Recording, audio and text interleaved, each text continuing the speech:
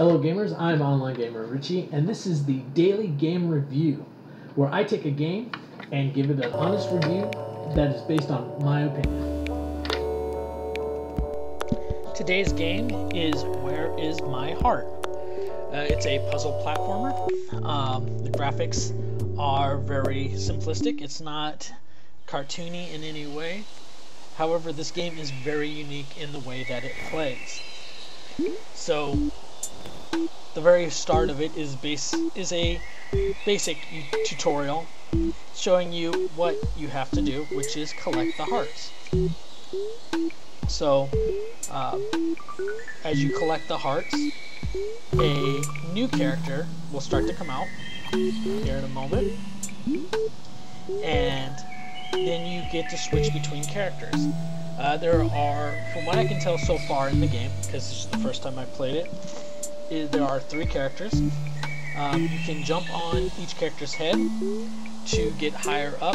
That'll allow you to get to another part of it. So that's basically how this game runs. It's like I said, it's a puzzle platformer. So you get to try to figure out how to get to the next zone. Now, in a moment here, after this tutorial is over, you will see that the game changes quite a bit, and in a very unique way. So when we get to that, I will go from there.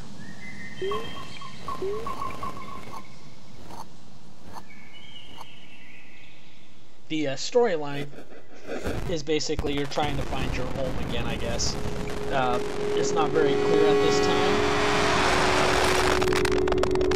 but this right here is where things are going to start getting very interesting. And you'll understand why as soon as all the characters have gone inside.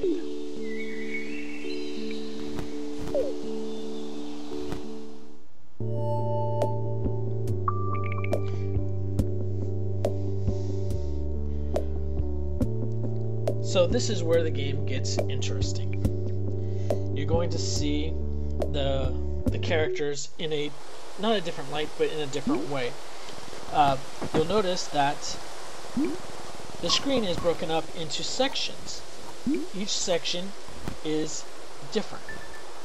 So you saw me go through the first one just fine, and then you go through that second panel, and then you're actually on the 4th panel, then it brings you back to the 3rd panel, and then you go into the last panel. So you've got to take each character through the panels carefully to reach your goal. This is where the puzzle comes in, because while you may see your character on one panel, the next panel next to it's not where you necessarily are going to be. This is where the game gets to be kind of tricky. This is a very unique idea as far as all the games I've ever played, and so because of that, I find this game very interesting and a lot of fun to play, because if you just try to charge through it and you're not thinking your way through it, you're going to end up failing miserably. So, like this, the panel here, where it's a bunch of different panels, you end up causing yourself to try to get through it. So, by going up, you put yourself in a different part of where it's at. So, the one above you is where it's supposed to be at. However, can you get to it? No. Because you have to have your buddy come and help you. Now, as far as I know, this is not a 2-player game. It is still a single-player game. So, that right there I think is a little sad when you could have up to 3 people playing this game, which would make this more interesting. But as far as I could tell, it is only a 1-player game. And like you see, some of these panels are just slightly off. So like when you're walking across, you think you're going to drop down, but you're not actually dropping down.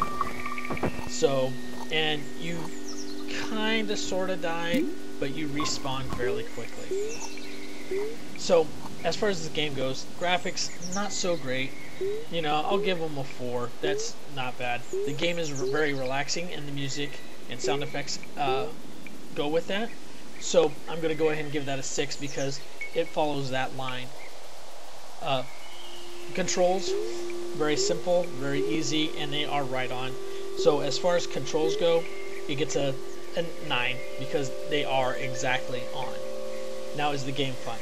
Yes, the game is fun if you are into puzzles and into platformers. So as far as that goes, I'm definitely going to give this game a 7. I will probably be playing this game a little later on, and the puzzles do get more difficult as you play. So that's it for this game.